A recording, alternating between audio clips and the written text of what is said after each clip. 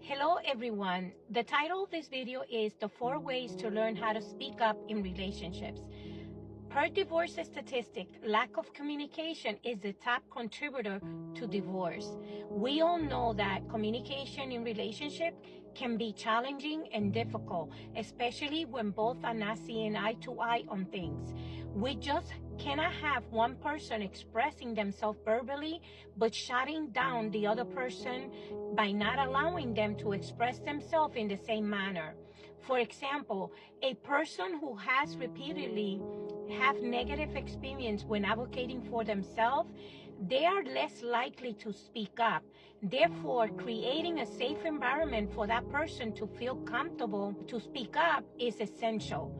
Another example is to follow these guidelines before you speak up by asking yourself, when do I need to speak up?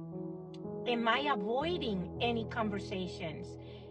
If so, why am I avoiding the conversations? Also, explore the feelings that it brings you, especially when you need to have a difficult conversation that you must bring to the open.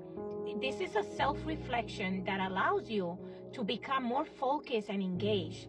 It will help you manage those feelings and also stay in control of your emotions. You also have to know when to introduce a conversation by taking ownership and stating, I have a question that I would like to discuss with you. Next, state your concerns clearly, respectfully, and on point, all while being compassionate. Remember that communication is like playing tennis. One person hits the ball and the other person responds, and vice versa, until both take equal turns in responding and sending. Another example is one of being the receiver and the other the responder, and vice versa. It becomes balancing of effort to listen to be heard. For those who are struggling or have struggled in the past with communication and in setting boundaries, these tools will be very helpful to help you communicate more effectively with your partner. The first thing in creating positive communication is to come together to discuss each other's styles of communication and also to agree on how each one will be heard and validated. And this sets the tone of how you will argue and fight fair to ensure that everyone is heard and also build a common ground for conflict resolution. This is also where respect is honored and boundaries are respected by the two people. The following are 4 ways to learn how to speak up in your relationship.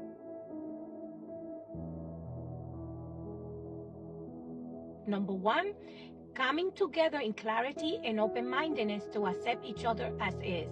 We all have different ways of communicating, especially between male and female.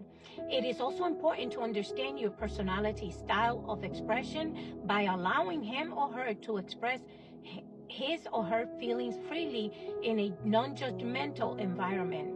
Ephesians 4 verse 2 and 3, with all humility and gentleness, with patience, bearing with one another in love, eager to maintain the unity of the Spirit in the bond of peace.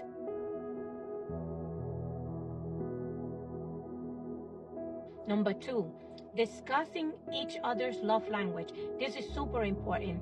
This is important because it allows you more insight on how your partner feels appreciated and what makes them feel validated and feel loved. Knowing your partner's love language helps you understand what they feel or what they need or what they will need to feel loved and appreciated. Knowing how your partner likes to receive love provides you with a greater understanding of your partner as a whole.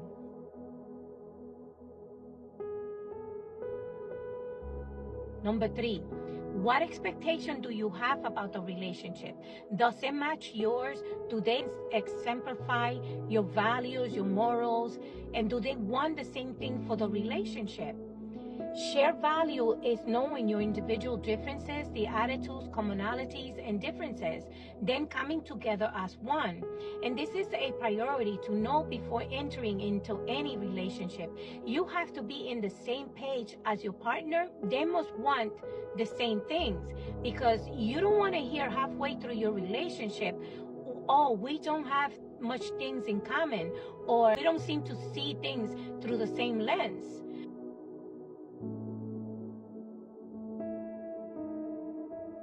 Number 4, accountability. Again, very important. How to show up and be present to assume responsibility of your part in the relationship, in the disagreements, and also in finding the conflict resolutions.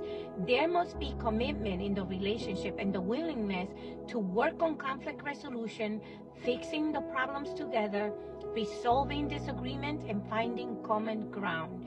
Even if you don't meet eye to eye, but to work on creating a win-win solution. Keep in mind that attention is needed in the relationship, and not just for good days, but more so during those difficult times, or when a partner is struggling, or when one needs it the most. Always equally across the board. God bless.